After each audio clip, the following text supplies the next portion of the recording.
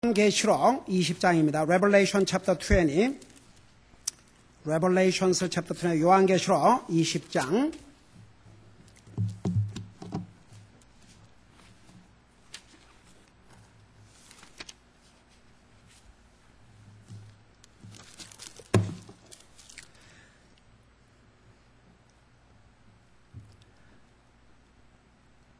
우리 6절, 5절에서 9절까지 같이 계십니다. 10절까지 같이 계십니다. 5절에서 10절까지 시작. 그 나머지 죽은 자들은 그 천년이 끝날 때까지 다시 살지 못하니 이것은 첫째 부활이라. 첫째 부활에 참여하는 자는 복이 있고 거룩하도다. 둘째 사망이 그들을 다스릴 권능을 갖지 못하고 도리어 그들이 하나님과 그리스도의 제사장이 되어 천년 동안 그분과 함께 통치하리로다. 그 천년이 다 참에 사탄이 자기 감옥에서 풀려나고 나가서 땅의 사방에 있는 민족들 곧 곡과 마곡을 속이며 그들을 함께 모아 전쟁을 하게 하리니 그들의 수가 바다의 모래 같으니라.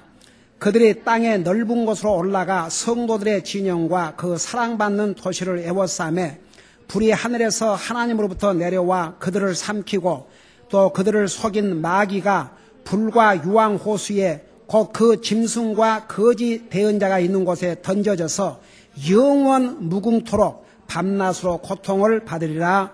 아멘. 앉으시 바랍니다. 자, 우리 요한계시록을 공부하면서 중요한 그 교리들도 같이 공부하고 있는데 여러분들이 이 서유 공부를 하면서 여러분들만 알면 안 되고 다른 사람들에게 쉐어할 수 있을 정도로 그렇게 여러분들이 정확하게 알고 정확하게 이렇게 이해를 하시기 바랍니다. 자, 한번 물어보십시다. 첫째 부활은 어떤 사람의 부활이라고 그랬죠? 구원받은 사람들의 부활이 한마디로 말하면 첫째. 근데 그 순서가 있어요. 첫째 부활에도. 제일 첫째가 누가 부활한다 그랬어요? 믿는 사람들의 부활 중에서 제일 먼저 순서로 첫째. 구원받고 죽은 사람들이 제일 먼저 부활해요. 언제? 예수님이 공중에 임하실 때. 에이멘. 그 다음에 두 번째로는 누가 어떤 구원받은 사람이 부활해요? 우리 주님이 공중 재림하실 때까지 살아있는 사람들. 그러니까 오늘 저녁 6시에 예를 들어서 주님이 오신다. 그러면 주님을 믿고 육체적으로 죽은 사람들이 먼저 우리보다 부활을 해요. 영광의 몸으로. 그 다음에 살아있는 우리는 아직 죽음을 맛보지 않은 상태에서 주님을 맞이하는데 이 몸으로는 끌려갈 수가 없습니다. 올라갈 수가 없습니다. 그래서 이 몸을 영광의 몸으로 변화가 되면서 영광의 몸으로 부활이 되는 거예요. 죽음을 맛보지 않고. 그게 얼마나 빠른 속도로 일어난다고 그랬습니까? 눈 깜짝할 사이에. 그러니까 그저 저는 우리 주님이 우리 시대에 오시면 오늘이라도 오시면 우선 우리 사랑하는 사람들끼리 헤어질 필요도 없고 뭐 내가 먼저 가야 되네 당신 그런 말도 필요 없고 그냥 같이 또 부모 보내놓고 자식 슬퍼서 우리 애들은 내가 순조를 볼 때 내가 먼저 갈 것이니까 그러면 되게 안 좋아가지고 뭐란 거니? 아빠가 맨날 가르치잖아요.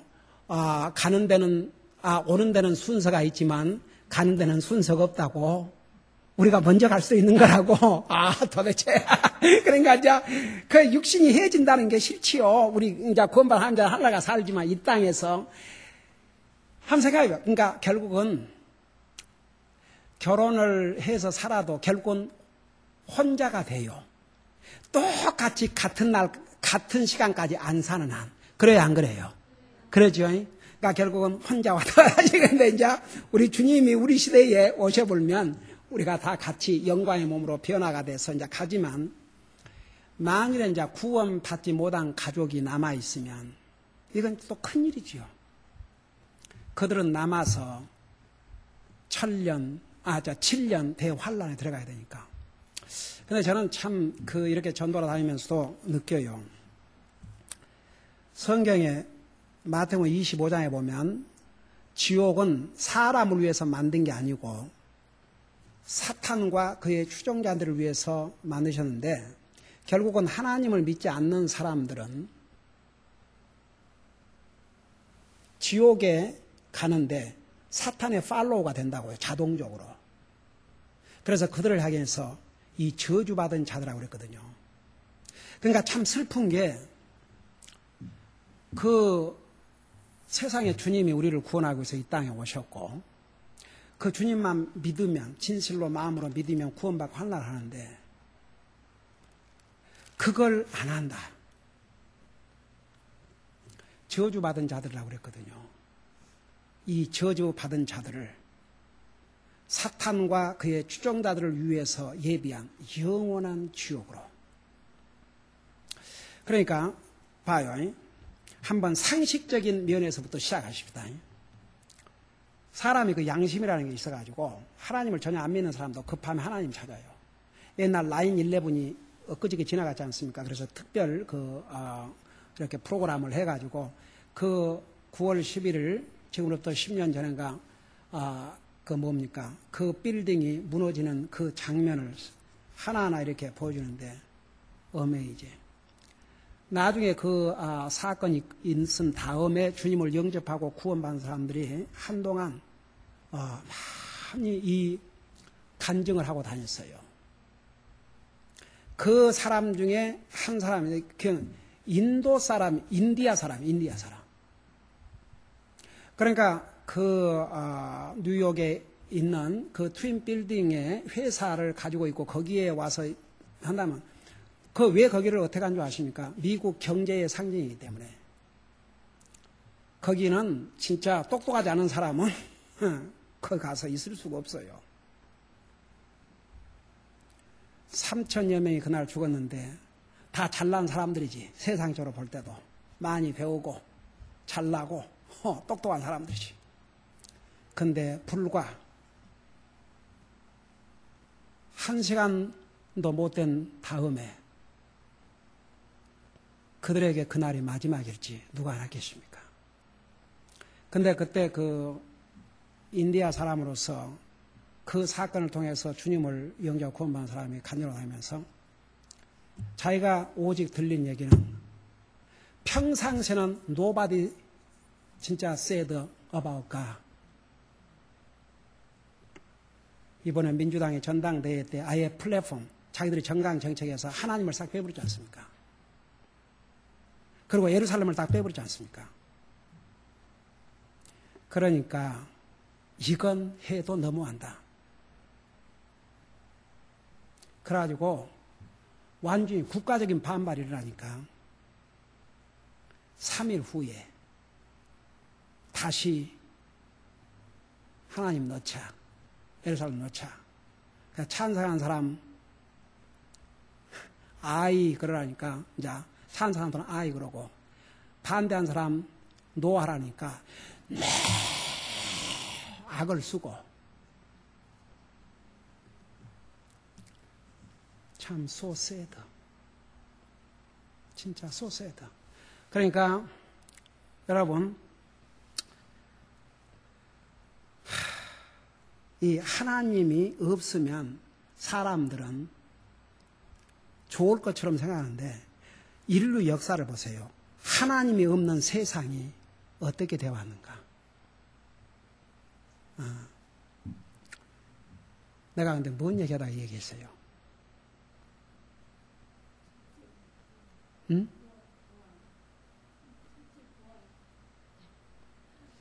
그 9/11 근데 이제 그 사람이 뭐라 하냐면 평상시에는 하나님 얘기도 안 하는데 그 사건이 일어나니까 사방돼서 들려오는 소리가 오 마이 갓, 오 마이 갓, 오 가 헬프 미, 오 가 헬프 미. 그게 인간이에요. 그러니까 여러분 사실 하나님이 우리가 필요한 게 아닙니다. 진짜 하나님 필요한 것은 우리 인생이에요. 우리가 하나님의 은혜와 하나님의 자비가 없이는 살 수가 없습니다. 우리의 호흡을 주장하시는 분이 하나님이라 그러십니다.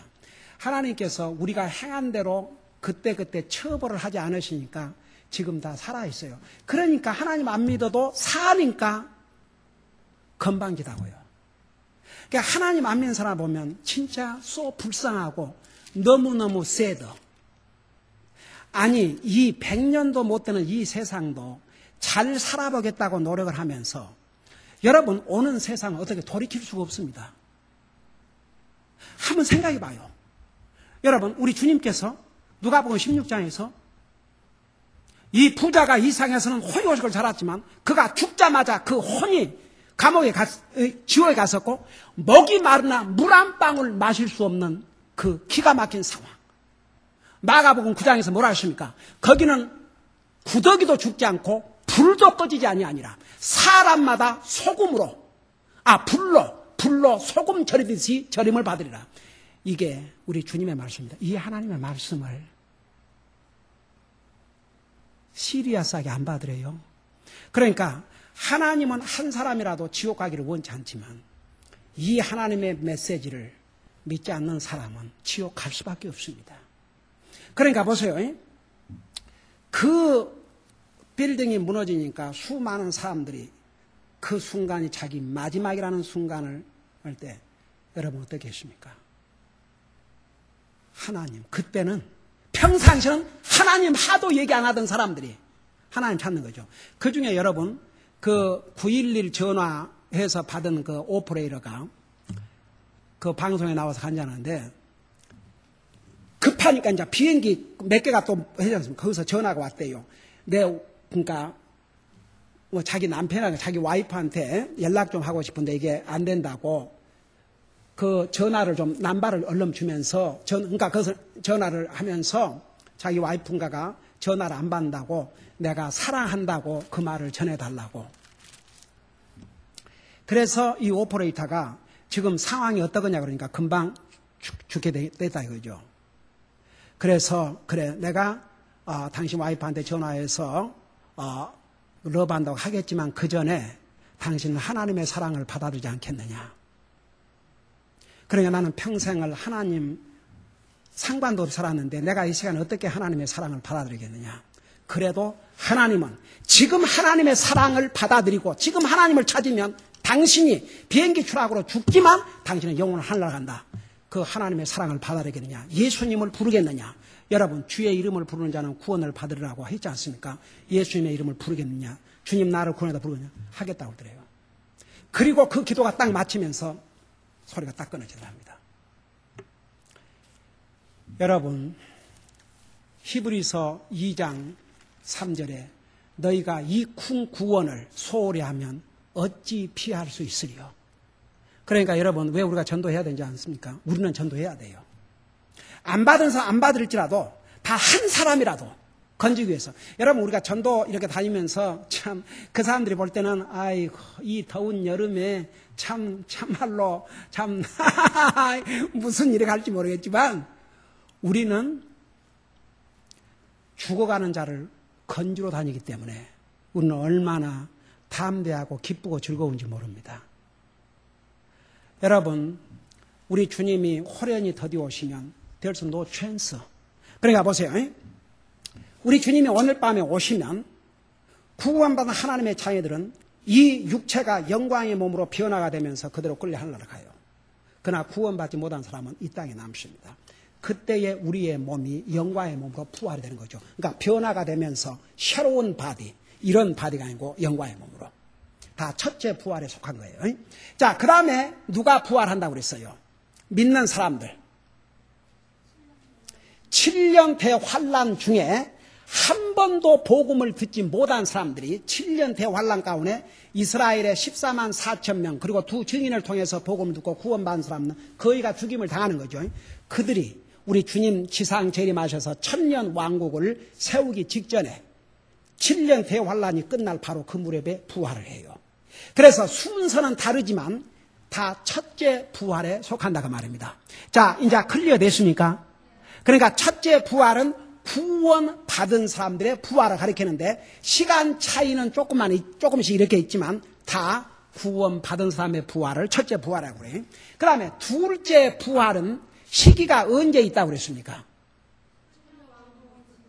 천년 왕국이 끝난 다음. 천년 왕국이 끝난 다음에 이제 그 부활은 누구의 부활이라고 그랬어요? 불신자. 왜 불신자를 부활을 시켜요?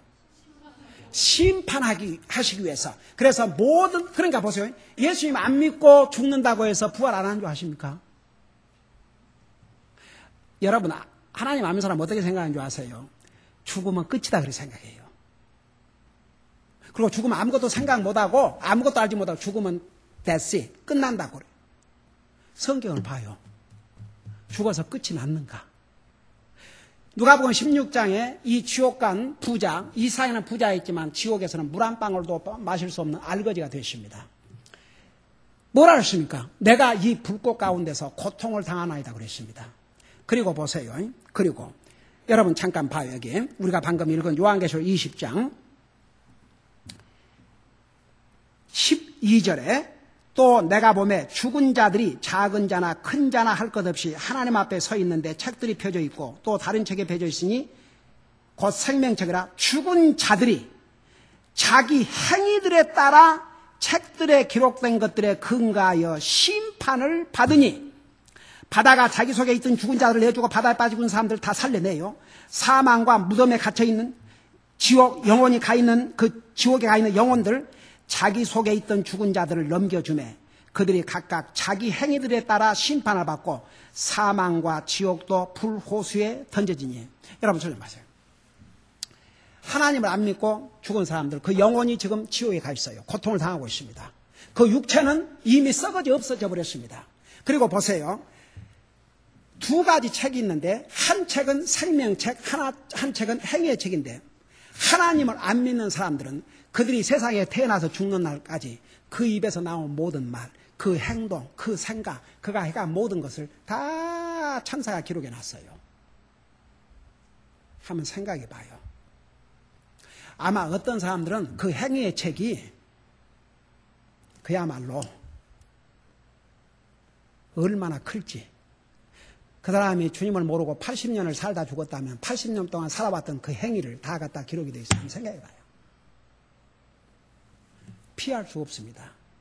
그래서 이 둘째 부활은 부활의 시기도 다르지만 목적이 달라요. 심판하기 위해서. 그래서 첫째 부활은 시기가 조금씩 다르지만 구원받은 하나님의 자녀들. 그 다음에 둘째 부활은 구원받지 못한 사람들을 심판하기 위해서는 부활이에요. 그러니까 그다음에 이제 첫째 사망이 뭐라 했습니까? 첫째 사망은 누구에게 첫째 사망은 어떤 사망이에요? 첫째 사망은 무슨 사망? 육체의 사망. 이 첫째 죽음은 모든 사람에 다 해당됩니다. 구원받은 사람이나 구원받지 않은 사람들이나. 가령 예를 들어서 오늘 주님이 오신다 그러면 나와 여러분은 죽음을 맛보지 않고, 여러분 구약시대 때에 죽음을 맛보지 않고 변화돼서 올라간 사람 두 사람 있는데 누구예요? 에녹과 엘리야. 이 두 사람은 그러니까 성도의 휴거의 하나의 그 샘플이에요. 노아도, 에녹도 엘리야도 죽음을 맛보지 않고 그대로 끌려 올라갔어요. 그래서 지난번에 우리 요한계시록 공부할 때 그 두 증인이 어쩌면 이 에녹과 엘리야가 아닐까. 왜냐하면 한 번 죽는 것을 정해져 있다고 그랬기 때문에 그 두 사람도 육체의 죽음을 다시 겪은 다음에 부활해가지고 그 두 증인이 살아났다고 그랬잖아요. 그래서 복음을 전했다는데, 자, 그런 해석도 있지만, 그러나 우리도 만일에 우리 주님이 오늘 밤에 오신다면 이 육체의 죽음을 맛보지 않고 이 육체가 영광의 몸으로 변화돼 가니까 하나님 앞에는 불가능한 게 없는 거죠. 자, 그래서 보세요. 첫째 사망은 만일에 우리가 죽으면 믿는 사람이나 안 믿는 사람이나 다 겪는 죽음이에요.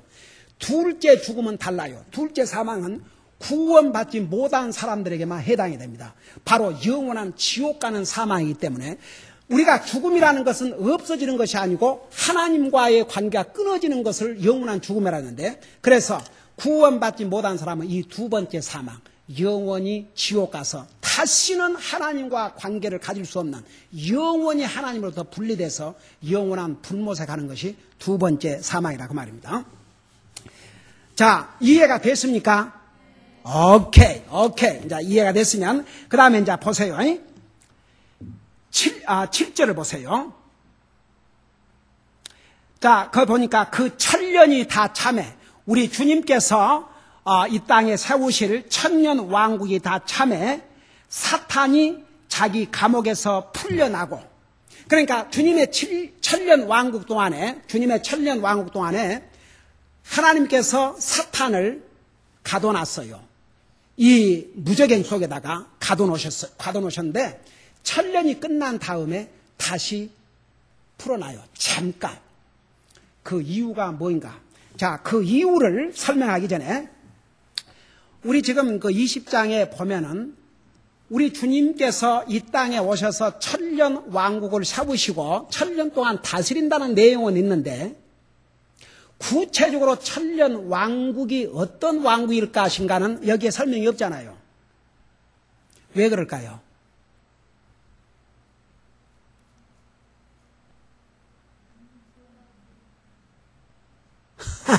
몰라도 되니까. 야, 가지각색의 대답이 나오거든요. 한번 여러분 추측해봐요. 왜 이렇게 천년 왕국, 이 어마어마한 영광의 천년 왕국을 여기서는 기간만 잠깐 얘기하고 중요한 이벤트만 얘기하고 구체적으로 천년 왕국이 어떨 것이라는 걸 왜 여기는 없어요?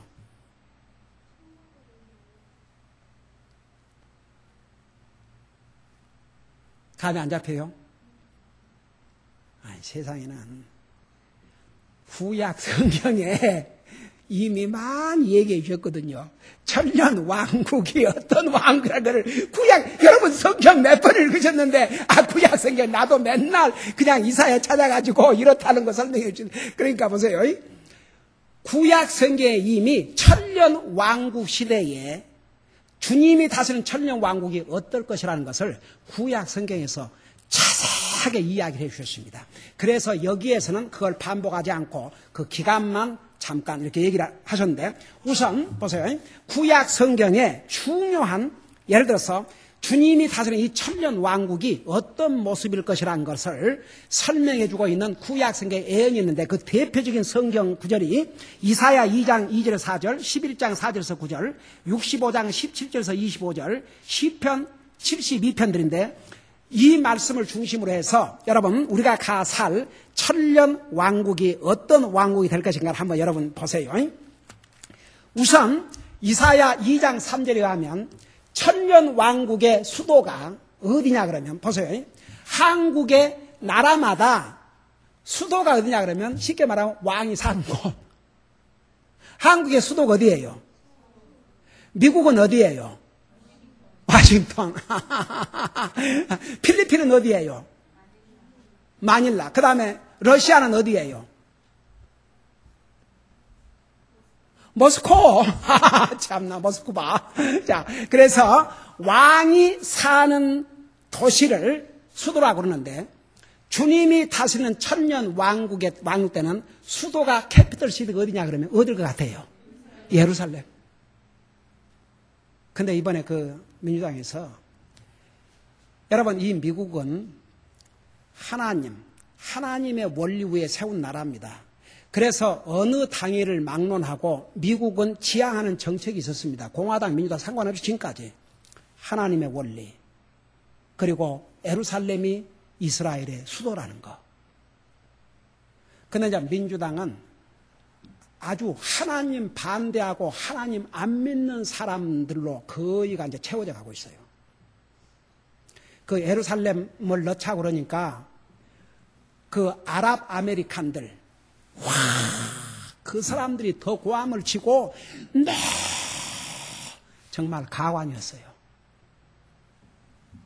아무리 그러지만 우리 주님이 이 땅에 오셔서 그의 천년 왕국을 건설하시면 세계의 수도가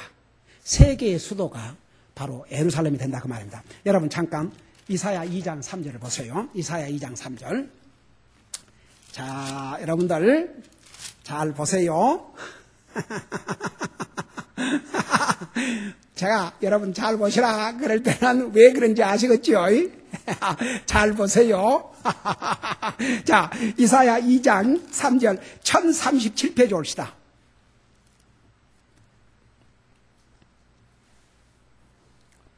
자, 1절부터 3절까지 제가 읽고 설명할게요.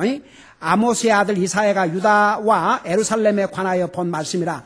마지막 날들에, 이 세상이 이제 끝나고 주님 왕국을 세울 날, 이 마지막 날들에 주의 집의 산들의 꼭대기에 굳게 서며 작은 산들 위로 높여지리니 모든 민족들이 그리로 몰려들리라. 여러분 봐요. 지금은 좌우지간 이스라엘에게 이 이스라엘을 이스라엘을 두둔하는 나라가 이 지구 땅에 별로 없어요. 유일하게 미국이었는데 이 미국도 지금 이렇게 가고 있어요. 현 정부는 절대 이스라엘에게 호의적이 아닙니다. 그래서 어쩌면